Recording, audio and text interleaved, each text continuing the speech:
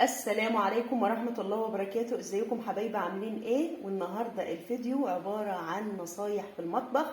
والنهاردة هنتكلم لما نيجي نتبل الفراخ او اللحمة او نتبل اي حاجة.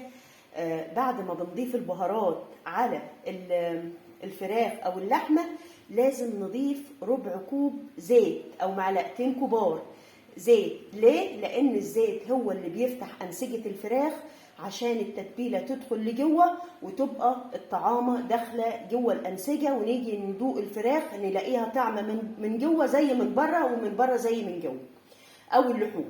تمام؟ دي اول نصيحه.